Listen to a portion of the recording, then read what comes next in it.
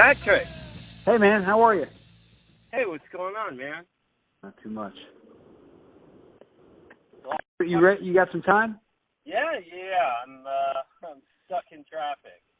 Oh, good. That's typical California-ness, right? Yeah, it's LA. So, you're in Richmond now, right? Yeah, Yeah, so you probably don't have to deal with too much of the traffic thing there. Not traffic. It's a lot mellower down here. You know. What made you want to move to Richmond? I moved down here with Avail, actually. When we left Reston, we moved to Richmond, and I came down here with them. Okay, so you were actually playing in the band when they made that move. Yeah. Okay. Yep. Like my senior year, they were talking about moving down here, and I was playing in Remission, and they asked me to join the band. And what we did was DJ, who was playing bass for Avail at the time, switched with me, and he started playing bass for Remission, because we all sort of knew Remission was going to dissolve at the end of after school. And DJ wasn't interested in moving to Richmond, and I was definitely interested in playing with those guys. So we just switched for the senior year. Does that make sense? Sort of. I guess it totally made sense to you guys at the time. It's just anybody from outside of this scene who hears that must think that you guys are crazy. Well, it was a good solution, and the way I remember it, everybody was happy about it. So it worked well for everybody. Yeah, that's awesome. I watched recently the Jam for Man 4 video, and yeah. And so DJ was already playing bass with them, I guess, when that video takes place. Yeah, that was Dave and I's senior year, and it's funny because I've watched the Instagram one you posted, which has Dave and I singing together on it, and it reminded me that DJ was already playing bass. Yeah. Yeah, you guys are. You guys look really close. In that him and I and a guy named San were really tight at the time, for sure. Yeah. I've talked to San, but I have, and not for the show, but just over the years. But I haven't talked to Dave at all. What's his story? What happened to him after high school? Well, he moved to Dave when he graduated. He moved to Florida and went to school at a place called Flagler. And then when Brian decided not to move to Richmond to join up with Avail, we played as a three-piece very briefly, with Tim playing drums and singing, me playing bass, and Joe doing some vocals and guitar. But we really decided it didn't work, and we asked Dave to move to Richmond to join Avail. So when he left high school, he moved to Florida, stayed there for a little while. Then he moved to Richmond. When him and I played in Avail for a while. It only lasted a few months that way. We played 2 or 3 shows.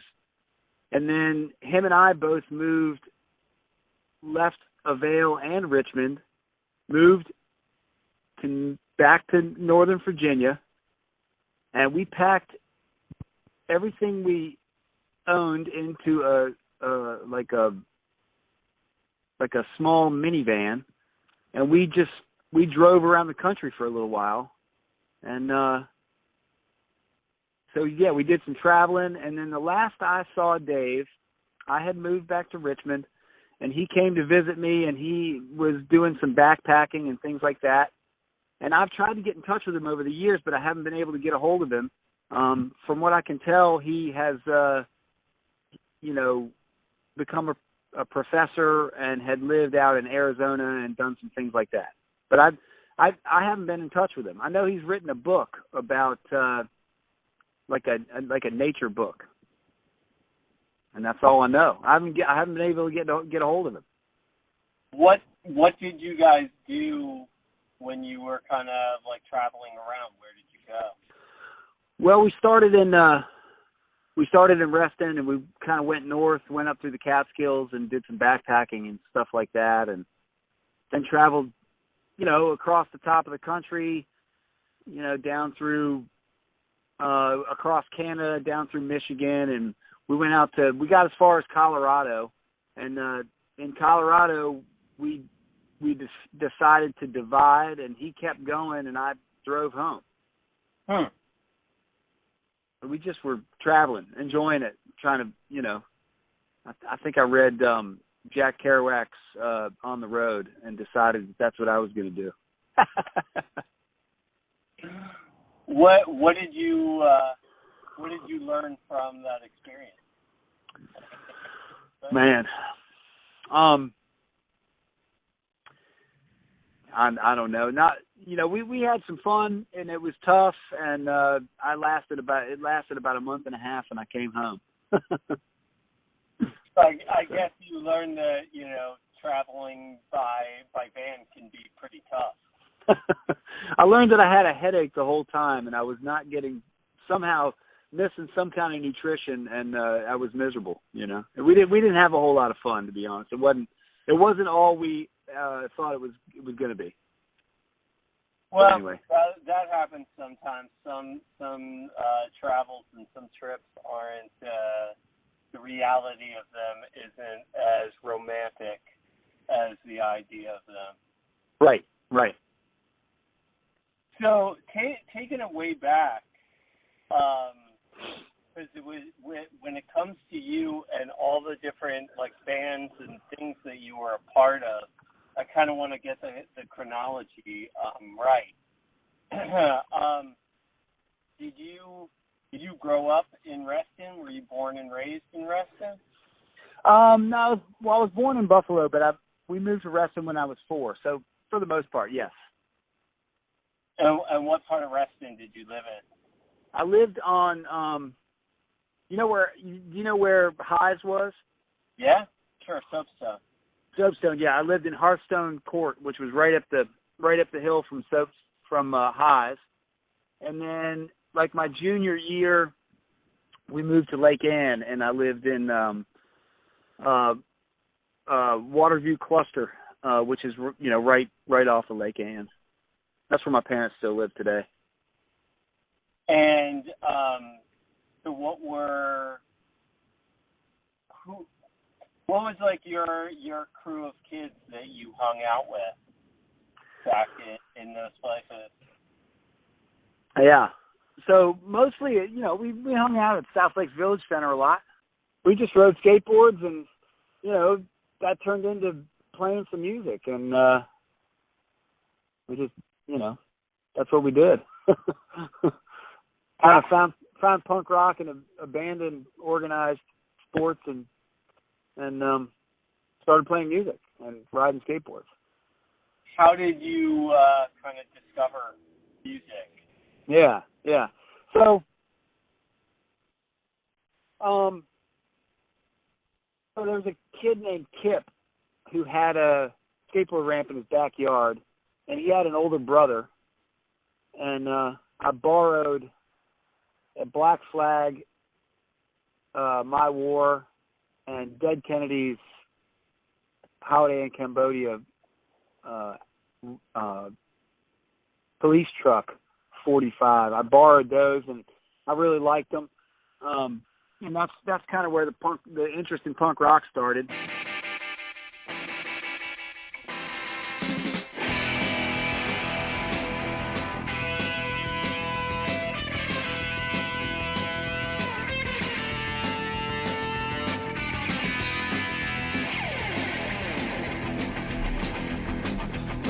Tonight, we got the truck. We're going downtown, gonna beat up drunks. You're to the drive, I'll bring the beer. It's a late shift, no one to fear. And ride, I'll ride. And ride. that and the Clash and PIL. Yeah, so I kind of found it through that, and then riding skateboards. We liked Thrasher magazine and found ads for Discord records and things like that, and in Thrasher magazine, and we would order some music out of that. What was the first instrument you got? Bass. Bo, when I was in Hostile Environment, Bo left his bass at my house one summer, and I just started writing some songs on that, and playing around with it, and a lot of that stuff ended up being some of the later Hostile Environment songs, and then some of the early Remission songs. So you kind of yada being in Hostile Environment there. Well, that was just because that wasn't an instrument. I mean, when it's the Hostile Environment, I was a singer, and I think we listened to punk rock and rode skateboards, and we decided, hey, we could do this, and I don't really recall how I connected. I don't really recall how I connected with Ben and Matt, but those two were friends, and I was somehow at the time running around with Joe Banks, who was in a band at the time called Slee Stacks, and I knew Ben wanted to be a drummer, and we got a hand-me-down drum set from the drummer of Slee Stacks, a guy named Doug Crosby. And Matt's older brother was a bass player, or had a bass, so Matt borrowed that bass. And, old amps had two inputs on them, so we plugged his bass into one side, and we plugged an old busted microphone that Joe Banks gave us into the other side. And we bought this drum set from Doug Crosby, and when we just started playing. And then eventually we connected with Jason Radley, who was, he was more into, rock and roll, Led Zeppelin and stuff like that, but he knew how to play his instrument, which was a big plus. So somehow we wrangled him in, and there we were, writing little, I think we were probably 14 years old, writing, little minute-and-a-half little punk rock songs, and eventually we had 6 or 8 of them, and we decided to play them in front of people,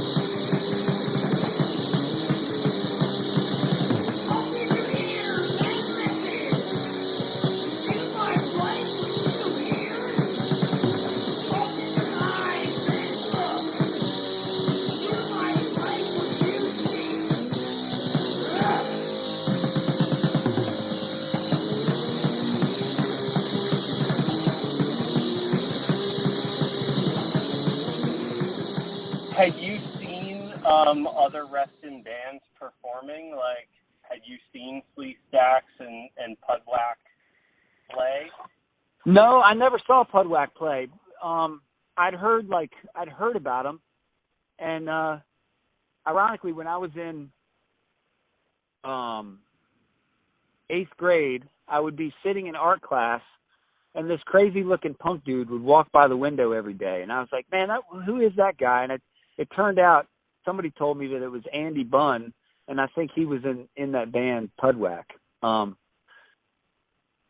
And I used to see him walking by, but I don't know why that's relevant.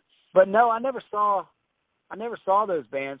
Joe, I don't know how Joe and I became friends, but Joe was really, really helpful to Hostile Environment. You know, he got us a practice space. We practiced at his girlfriend's house, a girl named Betsy Nord. We practiced at her house. And, you know, we practiced probably 3 or 4 days a week for a couple hours after school. When we weren't riding skateboards, we were practicing. And, you know, Joe gave me this old broken microphone that I had to, hold my finger on the top of it in order for it to work. But, so he was pretty instrumental in us getting started because he loaned us some gear and sort of, you know, he also got us our first show. We opened up for Slee Stacks, on a Friday afternoon at a school called Gonzaga, and I think a couple of the guys from Slee Stacks went to Gonzaga, and that's how we ended up playing there. What were the Reston shows that you played like? Yeah, and then we started playing, you know, LDK was around also, and then some of the other earlier, you know, Reston bands, and we just started playing in people's garages. You know, unfortunately, most of the time when parents were out of town, and I mean, in retrospect, man, I can't believe the cops didn't turn up to more of those things, which they did turn up to some of them. But, you know, for example, we played in Fan's basement once. So there's a recording of that. I think that's one of the good early recordings of Hostile Environment. That's around.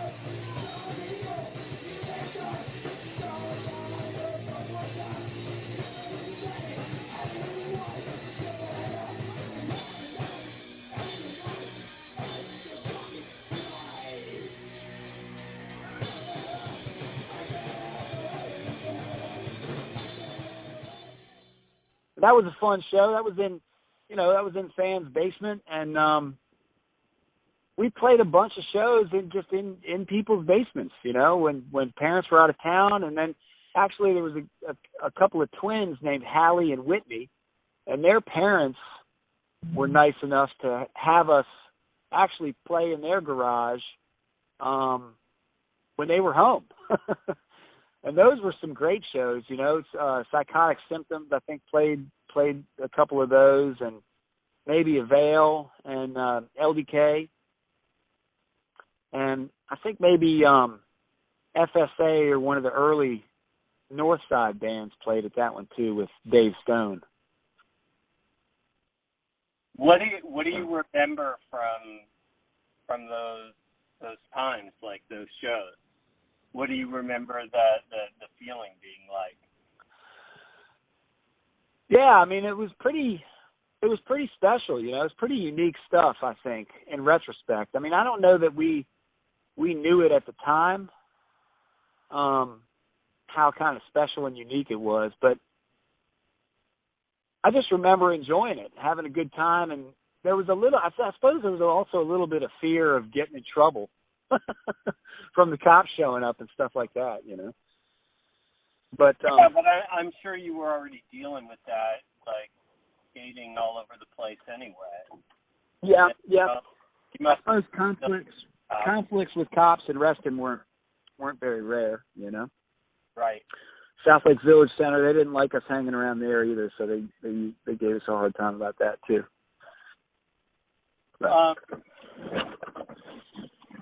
So what kind of happened with Hostile Environment to make you sort of go to Remission? Yeah, well, let's see. What happened? Let's see.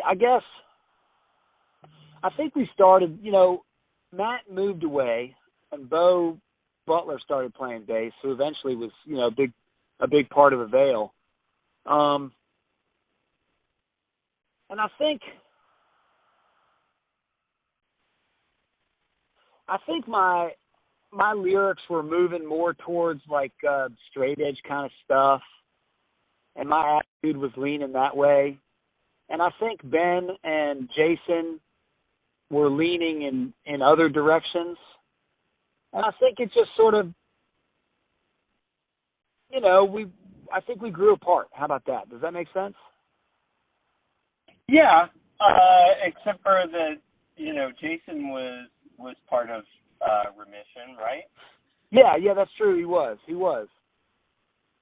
But I guess we just, I don't know, the connection just wasn't really there anymore. I don't really recall exactly what went down, but I think it was related to the fact that we sort of just started moving in different directions. There wasn't some major blow up or anything like that made it fall apart. I think we just kind of moved in different directions. So it wasn't you wanting to, play more in terms of playing more bass or anything like that? Well, no, I don't think it was. But I think it was sort of a natural progression, from kind of moving away from singing. Because I think early on with Hostile Environment, it was just the idea of, I just sort of landed as the singer, which, I don't know. I'm not so sure I was all that good at. I think I was better off playing bass. So in Hostile Environment, the energy was there to, like, get something going, and I think it just sort of eventually morphed into something where I was, more writing more stuff and doing, not singing anymore, if that makes any sense. Well, yeah. Remission definitely has a very different sound than Hostile Environment also. Yeah. Whereas, yeah, I think, Hostile Environment definitely still harkens back to those punk roots that you were kind of talking about earlier with Black Flag. Yep. Remission sort of hints at what's to come in terms of the rest of the 90s. It's certainly more going toward a more alternative sound. Yeah. Although it's funny because I hate all those monikers, alternative, grunge. It's hard to know what to call anything. Right. I understand what you're saying, but I mean, it's funny because you sent me a couple of the Remission songs also, and then listening to them, I'm like, man, this is way more. It's way more rock than it felt like at the time. At the time, it still felt like, our roots were definitely still in punk rock. At least mine and Dave's were, but there were bands like 7 Seconds at the time that were, kind of mellowing a little bit, and getting a little bit more rock, I guess, to take, a little less punk and a little more rock maybe. And I think we had some influences in there from that. And the other thing I think is just that, Andre was such an incredible drummer, that I think he just tightened everything up. And I think with Andre, Jason sort of flourished a little bit more too and was able to explore something more than bar chords, Does that make sense? Yeah. And that, so I think maybe, those influences started to kind of show through a little bit more in Remission than they did in Hostile Environment with Jason. And Andre was just, the guy was just he was a rock, and I don't think that we were necessarily accustomed, punk rock bands weren't necessarily accustomed to such a precise drummer, So I think Andre made us all sound good. Well, between Andre and Jason, you have two really great musicians. Yeah, definitely. Band. And so, even if you're new to the bass somewhat, as long as you can follow what Andre's doing and sort of be the glue in there, between them, you're going to have something special.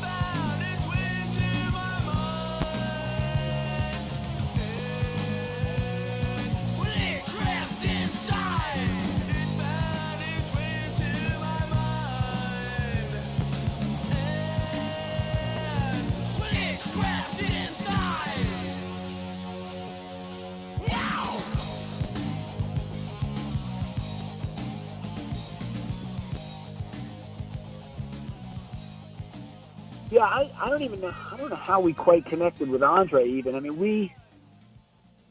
Andre and I grew up. Andre also grew up in Hearthstone Court, or he lived there at some point. I don't know if early on he had lived there, but we didn't. We were kind of friends, but not tight or anything. And I remember being at a football game at South Lake High School, and they did they had the marching band, and this dude, the guy who's got the three drums in front of him in the marching band. Yeah. Well, that was Andre, and he drove that whole band. It was like he did such an incredible job in that marching band. I was like, man, I'd love to get that guy in our to play with us, And it turned out he played a drum kit also, and I had a bunch of experience with some go-go bands. It's funny because in listening to his interview, it almost sounded like he put his go-go experience after Remission, but to my memory, his go-go stuff was before Remission, and he had a sort of experience being involved in like a tight band, and I think it really rubbed off on us, if that makes any sense. But there was another band that he played with that, that had done, I can't remember what they were called, but they had done some big shows with some of the bigger DC go-go bands, I can't remember what the name of the band was, but I know that he had played shows with, some of those bigger go-go bands. Like, I think there was a band called Unity that was a go-go band, and Junkyard Band, I think they were called. Yeah. Kind of the really early go-go. So I don't know if I'm remembering it wrong or not, but I remember that Andre was involved in some go-go stuff before Remission, and he was, he had been turned on to some of the some punk rock stuff, and sort of fit right in. He was a fantastic drummer. In terms of Remission, did you guys all write songs together, or did you bring some of, like you said, the stuff that you had been writing on bass? Yeah. bring The that way I band? the way I remember it, typically Jason or I would come in with, you know, maybe a riff or a couple of riffs that we thought would go together, and the other person would write a part over that riff, and Andre would write a drum part to it, and we would just sort of flesh it out in practice. The songs weren't really like nailed down before you showed up for practice. I would say that most of the songs were written in practice. Does that make sense? Yeah. So. Well, I mean, that's the best way to write those songs. I totally agree. Yeah. You know? Yeah, that was definitely a good part of the process for us. Although sometimes if, you know, you have a band where you're not really comfortable about everything going on, then, you know, the song can get carried away from you, especially if you don't have a strong idea of what the song is, and then, you know, can wind up being something else that you didn't want it to be. But, you know. Yeah, I've never really been involved. I mean, I can't think of a single band that I've been in that wasn't like a collective songwriting process, you know? Other than maybe, you know, the early Avail stuff that was written before I was in the band, where I had to, you know, show up and learn the songs, learn the parts, you know. But other than that one situation, I can't think of another band where I didn't collectively write the songs with the other members, you know. So when you joined Avail, what was the lineup of Avail? Tim on drums, Brian singing, Joe playing guitar, and me playing bass. Okay. And what do you think of that lineup as opposed to, because you were involved in, you know, like you said, a bunch of different lineups in Avail. Yeah, a few, yeah. That was a good one, you know. We had a lot of fun. I really only wrote probably 4 or 5 songs over the course of playing with them, but yeah, we had a lot of fun. And then when Brian decided not to move down to Richmond with us, you know, we tried to get it together, but it just wasn't working out, and eventually, we just weren't getting along. You know, is what it came down to. Tim and Joe and I and Dave just weren't all getting along, so Dave and I decided to leave. But you know, and eventually, obviously, they turned into quite a band, man. They really pulled it off, you know. Yeah. Well, as everybody knows. What were the 4 or 5 songs that you wrote with them? Twisted and March. I think both of those songs are on Satiate. Yeah.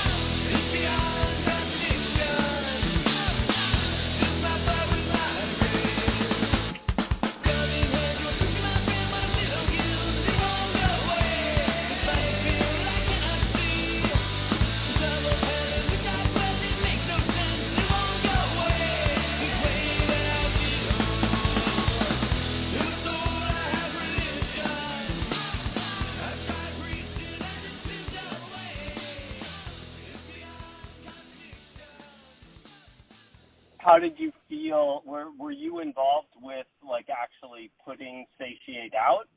No, no, I was already gone by then.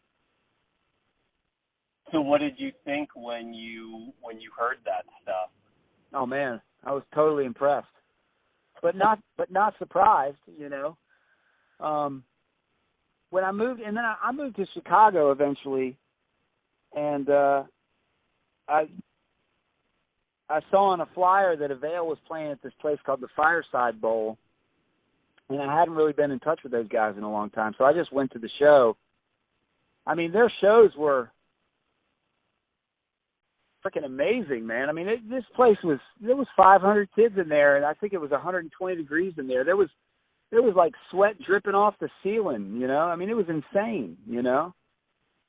They really did have a fantastic energy, you know. Yeah. No, they were. I mean, they lit the place on fire. Yeah, yeah. Whenever they played, it was great. But you know, there's a certain part of me. I mean, you've got it even more. There was a certain part of me where it was just like such Reston pride, you know, to know that these guys came from the same town that I came from, you know. Right. Yeah, that is pretty cool. Yeah. They went to the same school that I went to, you know. That like this is the, you know, just about the coolest thing that's ever come out of Reston. Yeah, they really pulled it off, you know, it was great. And, you know, I never got to see them play Jam for Man. But Jam for Man was something that continued on, you know, after you guys had started it and continued throughout, like, my high school years, too. Yeah, that's great. I mean, I noticed that there's a ton of bands that you've been interviewing that I've never even heard of. So it's great that it continued. Yeah, I mean, it was, you know, I mean, when I think back on it, you know, the early part of that Reston scene was, I don't know, man. I mean, it was pretty powerful and unique stuff, you know.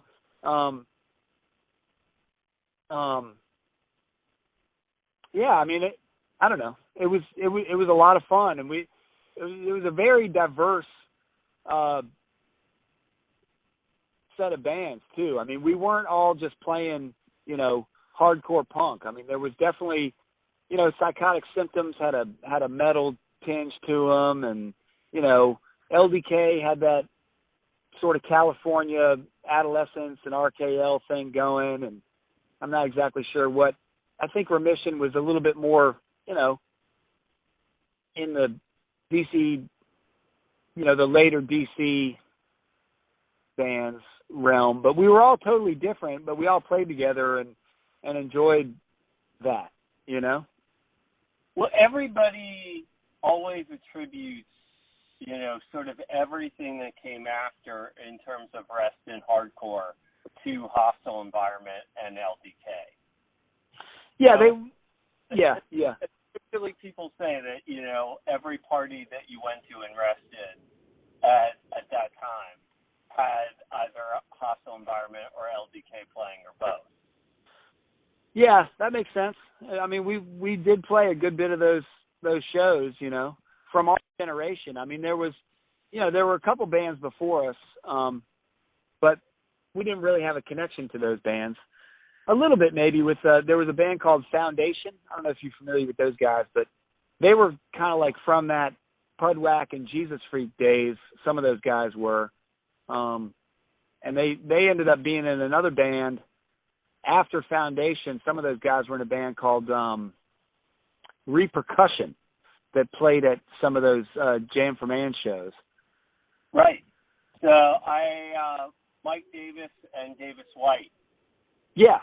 Were part of those. And Dave Allen was a part of Foundation, too.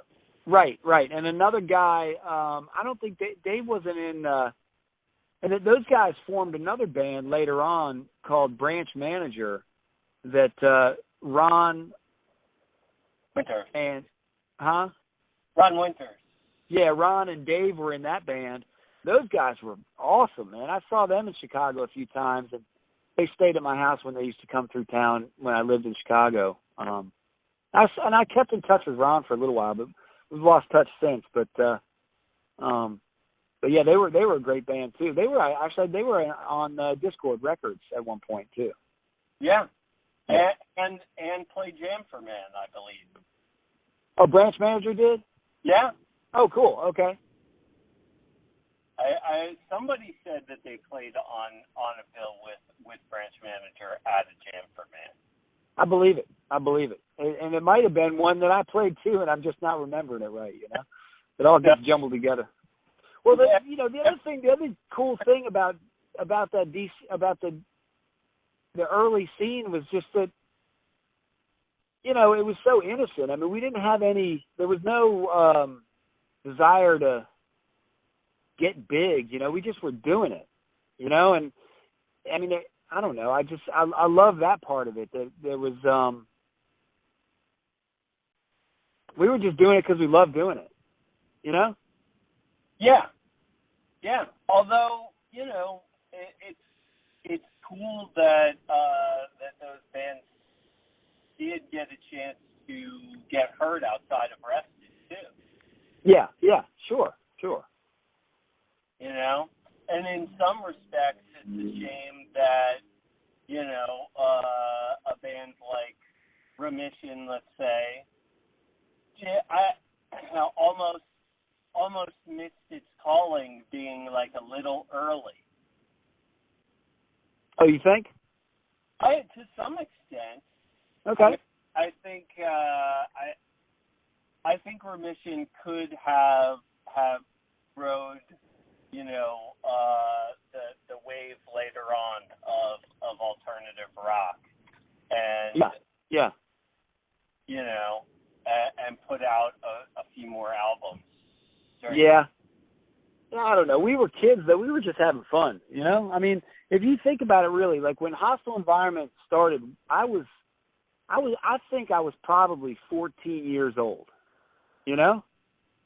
So think about that. I mean, we didn't have there was no method of, like, you know, making albums. We used to just, I mean, Joe Banks recorded us, and we would just take a boombox that had 2 tape decks on it, a bunch of blank tapes, and a bunch of Xerox copies, and we would literally just make copies of a tape, from a tape to a tape, and, you know, sell them for a few dollars or give them away to our friends. I mean, you know.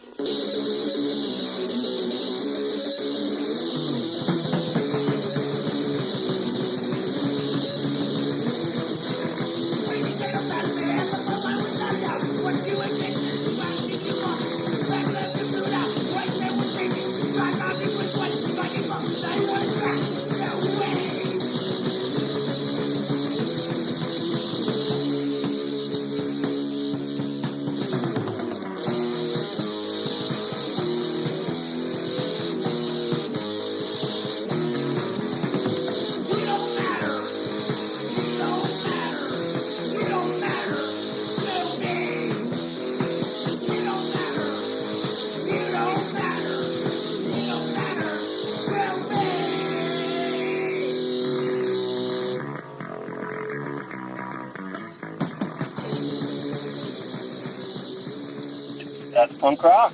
Yeah, man, it was great. You know, I mean, I love that, and I feel like that concept, even if, you know, I feel like that idea of do it yourself stayed with me throughout my life, if that makes any sense. I mean, that's the thing I think of that from those days that have stuck with me for my whole life is do it yourself. If you want to get it done, then go do it. You know what I mean? Well, how do you apply that now? Well, you know, I mean, I run my own business, and you know, I mean, I have a small remodeling contracting business, and you know, I mean, I run it myself. It's my business, and I try to do it with, you know, care for my employees and respect for them, and you know, my idea of success with that business isn't necessarily me making the most money, you know? And I feel like the fairness, you know, just trying to be fair, and my attempt to be fair in life stems from the DIY aspect of punk rock. Does that make sense? That might be going a little too deep into it, but I think you know, that is spot on. Yeah, yeah. But you know, you seem to find something else, I guess, in Richmond, right? I mean, when you got there, you've stuck around there for this amount of time. Yeah. Well, I moved down here, and then I left for a little while, moved to Chicago, and then back to Richmond. Man, I love Richmond. I love it down here. Like somewhat of you know, a like-minded community there. Yeah, I mean, I think I did. I mean, you know, when I moved to Chicago, I went to film school there, and trying to get films made in a big city like that was tough. And then when I moved back to Richmond, you know, I ended up going back to film school here, and there was like 9 or 10 of us in this class, and we had this shitty equipment, and excuse my language there, I'm sorry about that. You know, and we worked hard at it, much like we did in Reston. You know, we sort of all worked together and got the thing done. And, you know, so I guess I find that same sort of, you know, Reston punk rock attitude in Richmond to some extent, you know. And I do like it down here. It's a great, you know, it's got a nice little inner city that's growing. We live in a little neighborhood right outside of the city called Lakeside. Yeah, I do. I love Richmond, man. It's a great little town. Yeah. And good music still there? You know, to be honest, I'm not that involved in music around here anymore. You know, when I first moved here with Avail, and then after that, I was involved in the music scene around here. And man, there were some great bands at the time, but you know, I'm pretty out of the music scene, to be honest. Now. What were the bands that made up that scene that you guys kind of moved into the first time around? Yeah, so when I moved down here with Avail, and then we broke up, and there were some guys from Manassas, and actually I think these guys played one of the Jam for Man, one of the later Jam for Mans. The band was called Hugal, which is laugh backwards.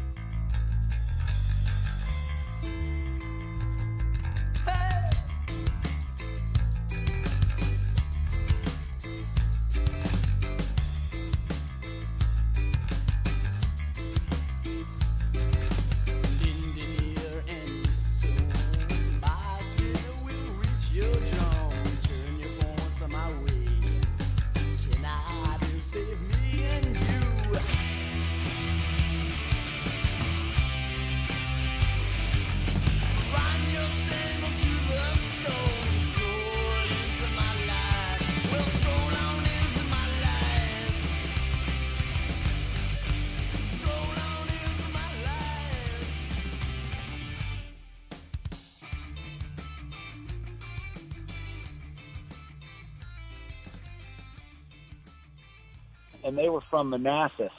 A guy named John Parton and John Scarizza. And those guys started a band down here in Richmond called Ho's Got Cable.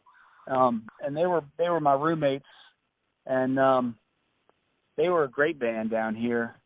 And they played some shows at the Avail.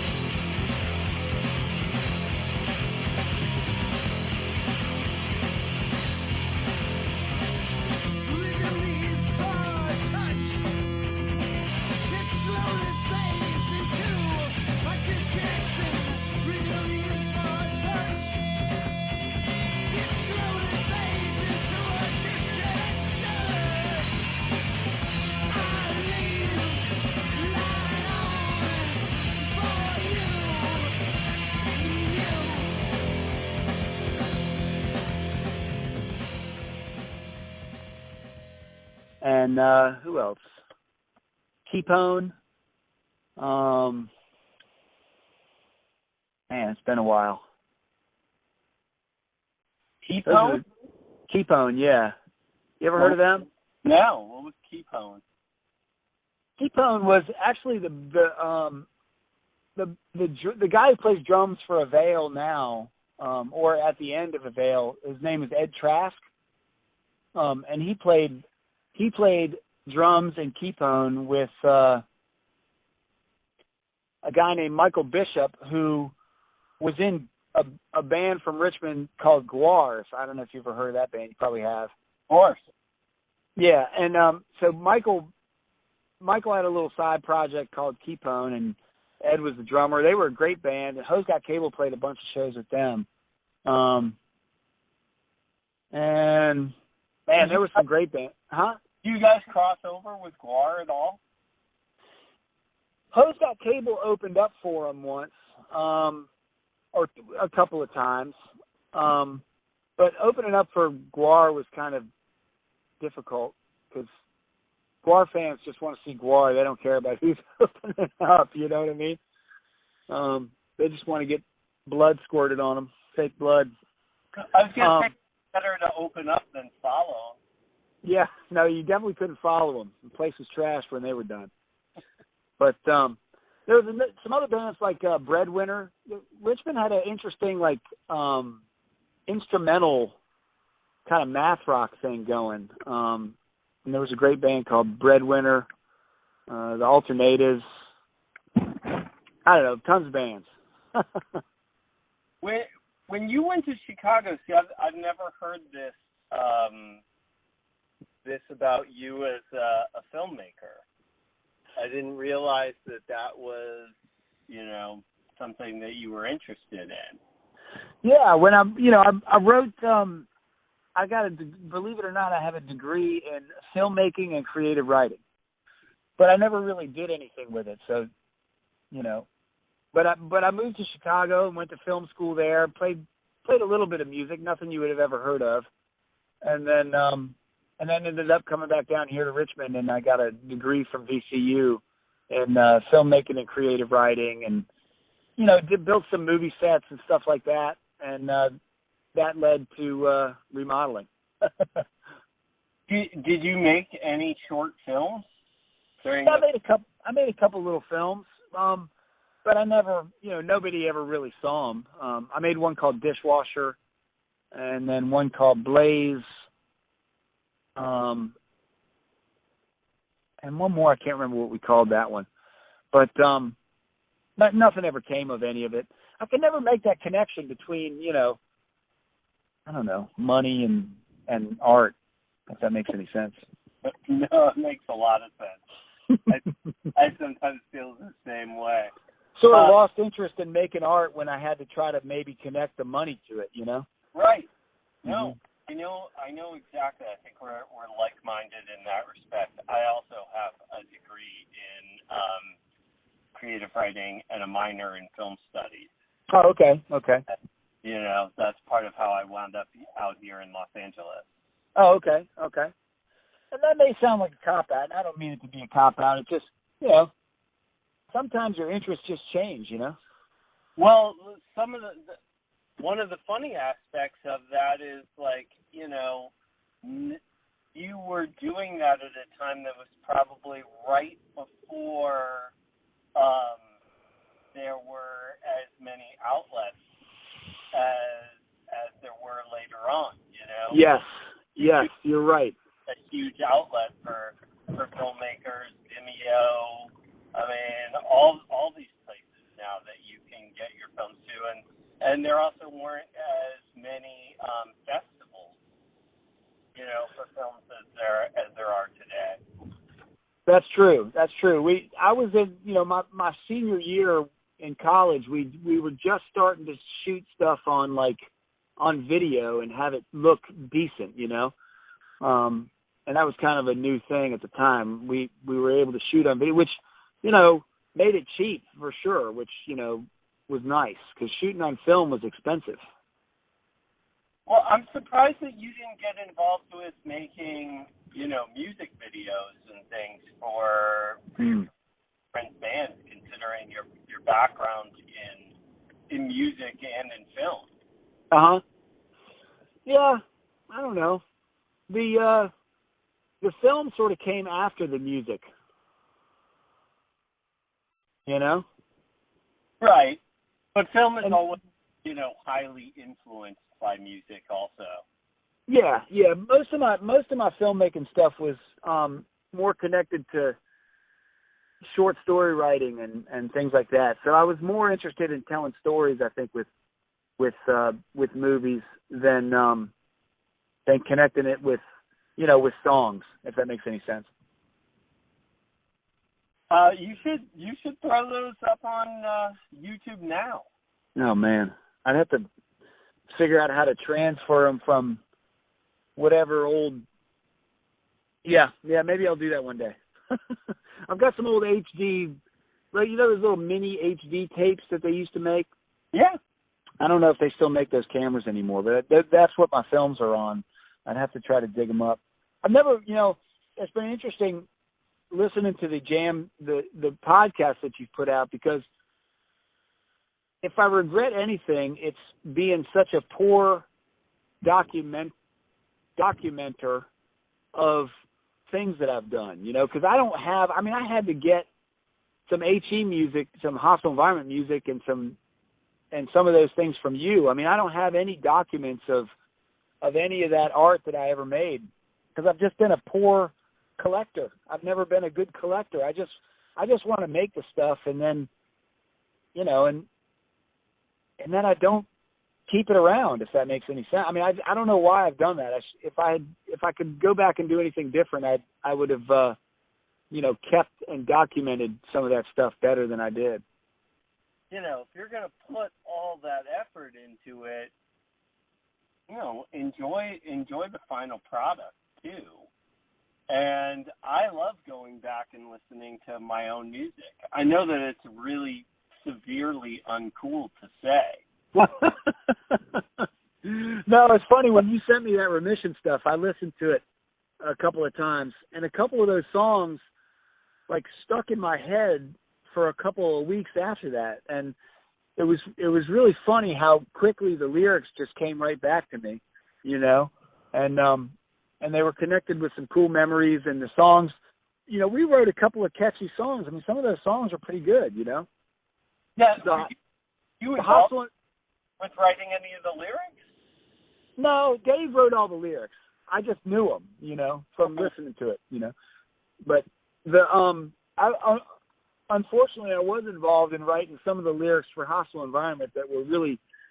It's funny because listening to Hostile Environment stuff, Ben wrote a lot of those lyrics also, and the songs that Ben wrote are the ones with the good lyrics. The ones with the crappy lyrics are the ones that I wrote. Some of them are pretty embarrassing, but I'll chalk it up to being 14 and 15 years old, Well, luckily the recordings are so bad for the most part that you can barely understand the lyrics. There we go. We go. That's exactly what I need. Because some of those lyrics were pretty atrocious. I wasn't much of a singer. What do you want a 14-year-old kid to be able to sing about? Yeah, no, you're right. No, I hear you. But in some of it was definitely cringeworthy, But that's all right. The energy was there.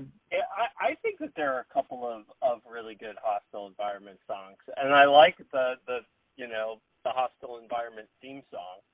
Yeah, that's one that's exactly what I'm talking about. See, Ben wrote that. Ben wrote the lyrics to that one. It's catchy. Yeah. Oh, yeah, that's a catchy tune for sure. Yeah. Basically, you can form a band around that. That's what we did. That's what we did. We knew about 6 chords, and we wrote 6 or 8 songs out of those chords.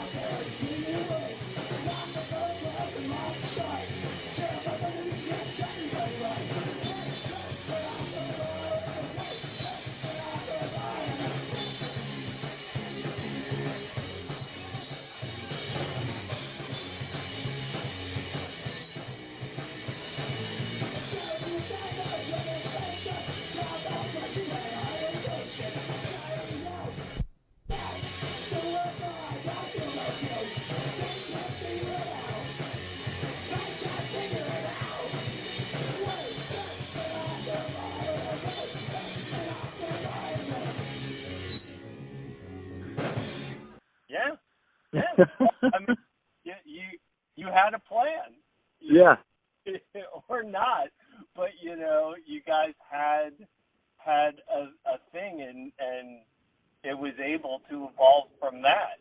Like the funny idea is almost you had the idea of a band before you had the band. Yeah.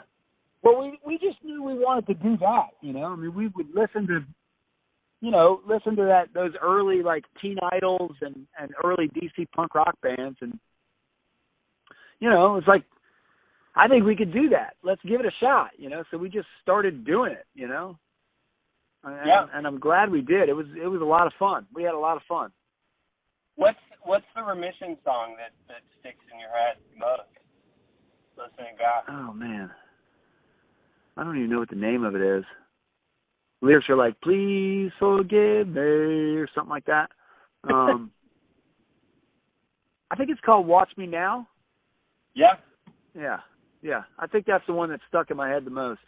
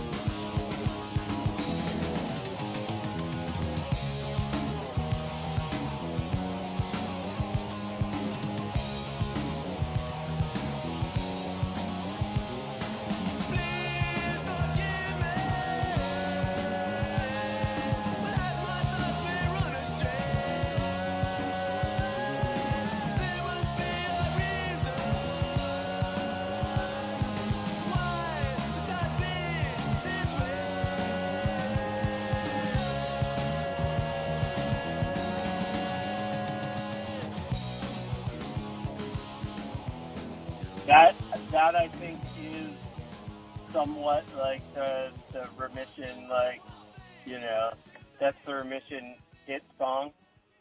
Yeah. Yeah. Yeah. The Remission tape, you guys did like sort of officially put out a tape, right? Yes. Yeah. Like that one is called Six. Yes. And who did the artwork and stuff? Dave. Dave did the artwork on that. It's cool. Yeah. Dave did some pretty neat artwork. Yeah. And I think if you go on, because some of the ways that I've tracked down some of the information, maybe I'm giving away my state secrets on this, but if you go on, I think it's bandtoband.com. Okay. And if you go on discogs.com, both of those, I believe, have your album and the group members and stuff listed. Oh, really? Yeah. Oh, cool. Okay, maybe I'll have to check into that. I mean, there's certain things where it's like, I mean, it's funny if it's not there digitally. Like sometimes it's hard to even know that it existed. Right. Yeah, I'm surprised it's documented. I mean, I appreciate you doing this because it's. I bet it's been a blast for some of the guys from back in the day to listen to this. I'm not sure. Say again? I hope so. Yeah. I'm sure there's a bunch of guys listening to it that appreciate it, guys and girls. And I know that there are probably a lot of them that are like, who the fuck is this guy, Andy, to do this? And so they're like, who is this guy? What, why is he doing this? Right. Nah, mostly I think people probably just appreciate it. I think it just comes from loving Jam for Man, loving music, having this like Reston pride, and just kind of wanting this thing that I observed somewhat from afar, you know, that seemed so cool, be really, really documented. Yeah, yeah. But that it was never captured before. Yeah, yeah. Well, I think, I'm sure some folks out there appreciate it for sure. Or at least not all in one place. You know, and I've got to give Brian Stewart a lot of credit for that too. Even the idea that, you know, like our shows are getting busted up by the cops in these garages and basements and stuff. What, you know, how can we throw our own show? We can't, you know, the Discord label or whatever, the 930 Club isn't ready to let us 14-year-olds and 15-year-olds play a show. Where are we going to throw a show? Yeah, yeah. Know that. Yeah, it's pretty great. I mean, it's pretty unique that they let a bunch of scraggly punkers in there and 500 kids to follow, you know, to play these shows, you know. Yeah, they never should have let that happen. It's I mean, it's funny, you know, because growing up in Reston, you know, early, I don't know if have you ever seen that? I think there was somebody made some T-shirts that said, "In Reston, no one can hear you scream." That came from the punks before our little scene. You know, that was more from the Jesus Freaks and Pudwack scene, I think. But you know, I don't know. There was sort of a sense of like Reston was this place that was oppressive, you know, to us white suburban kids, you know. And I think in retrospect, when I look back on it, it was a pretty great place to be, you know, with all the pathways wandering through the woods and the tunnels to hang out in, and, you know, this community center that somehow let us do this, you know, these punk rock shows, you know, that's pretty cool stuff in retrospect, you know. Whereas at the time, I felt like Reston was this, you know, oppressive place. But I think I just kind of wanted to be oppressed because I wanted to be punk rock, you know. I think that both things can be true at the same time. Yeah, there you go. I mean, we definitely got hassled by some cops and stuff hanging out at South Lakes Village Center. There's no doubt about that. Yes, and South Lakes itself as a school, you know, looked like a jail. Yeah, it does, doesn't it? Felt like a jail, you know, a lot of the time. Right. But, you know, when I look back now, I mean, I don't know. We had it pretty damn good, if you ask me.